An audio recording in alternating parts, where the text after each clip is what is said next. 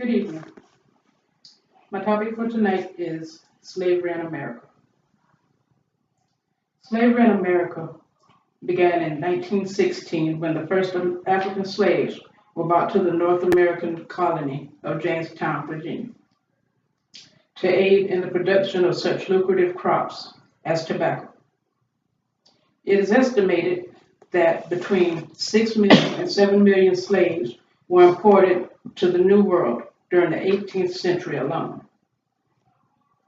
During the Civil War, thousands of slaves fled to join the invading Northern Army. According to History.com, Abraham Lincoln saw abolition as a sound military strategy, as well as the correct moral path. Lincoln himself was against slavery. On September 22nd, following the Union victory at Antietam, a preliminary Emancipation Proclamation declared that as of January 1st, 1863, all slaves in the rebellious states shall be thenceforth and forever free.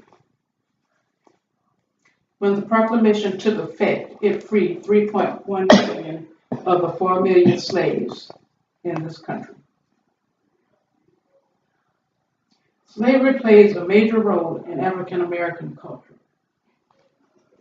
as much as music, dance, literature, or any other form of art. Slavery is the base of everything African American, because slavery was the way of life for African Americans from the 17th through the 19th century. Slavery has deeply influenced American popular culture. From the 1850s through the 1930s, the dominant form of popular entertainment was minstrel shows, which derived in a perverse way from the plantation slavery. Popular novels such as Uncle Tom's Cabin and Gone with the Wind were turned into very popular play and a classic movie that's still being watched today. Roots is the most popular TV miniseries of all times.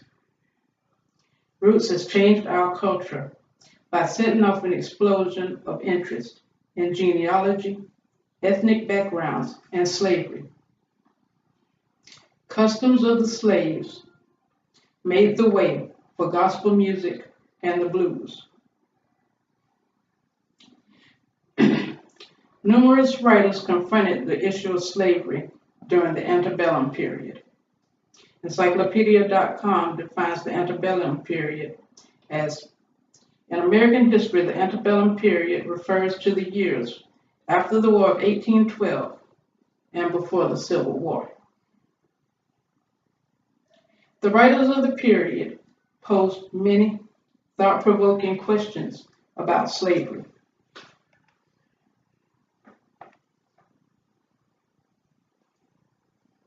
Much of the writings of the period sought to abolish slavery and challenge the hierarchical claims of the racial ethnologists.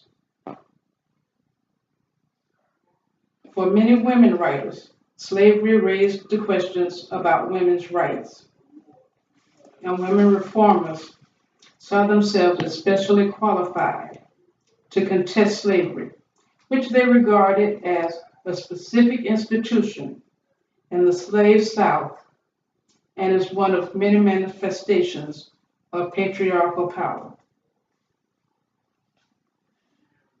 The debates on slavery had a strong influence on the literature of the period, as seen in Thomas Jefferson's notes on the state of Virginia and David Walker's appeal in 4 articles. Harriet Beecher Stowe's anti-slavery novel, Uncle Tom's Cabin, was the best-selling literary work of the antebellum period, published in 1852. selling around 1 million copies by the end of the decade. Black Americans were not treated as people. They were property to be bought and sold, and were treated as possessions. A slave was not even his or her own person, and had no control over their life. A slave could have a family, but his wife and children could be sold at any time. If the slave owner wanted a female slave, he took her whenever he pleased. If she had a husband, there was nothing that he could do about it.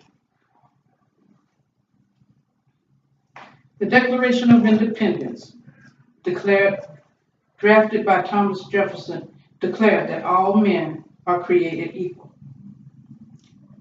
That is, if you were a white man. Jefferson also wrote about slavery being an evil, yet he himself owned slaves. All men are created equally, yet he clearly spells out his ideas of the differences between the races. The first difference that strikes us is that of color, he says. And is this difference of no importance? Is it not the foundation of a greater or less share of beauty between the races? Comparing them by their faculties of memory, they are equal to whites. In reason, much inferior. And that in imagination, they are dull, tasteless, and anomalous. Yet, many of America's greatest inventions were made by African Americans. Jefferson specifically names Phillis Wheatley, saying, "Religion has produced a Phillis Wheatley, but it could not produce a poet. The compositions published under her name are below the dignity of criticism." David Walker, a free Black, was not afraid to critique national ideologies. He said the nation failed to live up to those ideals because the author of the Declaration of Independence was a racist. Walker challenged Jefferson's assumptions about Black inferiority. Walker structured the text of his appeals in 4 articles as a debate with Jefferson. Walker talks about how all inhabitants of the earth, except the sons of Africa, are called men, and of course ought to be free. But we, colored people, are called brutes, and of course, and ought to be slaves to the American people and their children after them forever. He goes on to say that we, colored people in America, are the most wretched, degraded, and abject set of beings that ever lived since the world began. And the white Americans have reduced us to the wretched state of slavery. Treat us in that condition more cruel than any other heathen nation. Walker answered Jefferson through the American people, because Jefferson had passed away 3 years before the publishing of this book. Had I not rather die or be put to death than to be a slave to any tyrant who takes not only my own, but my wife's and my children's lives by inches? Yea, would I meet death with avidity, far in preference to such severe submission to the murderous hands of tyrants.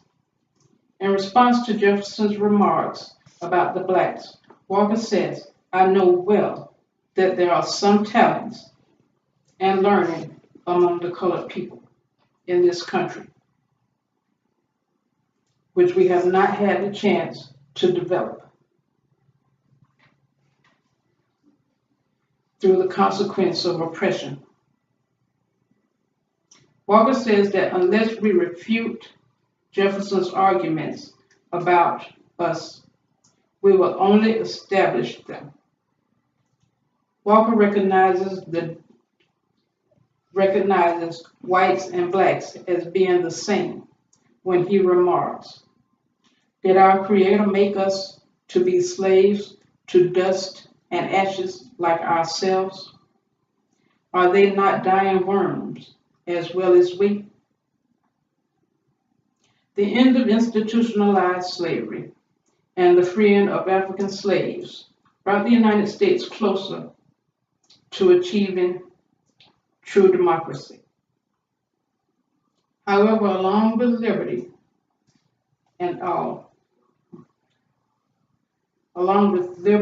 for all, came a widespread social inclination to redefine freedom and equality so that the concepts could be applied differently depending on racial characteristics.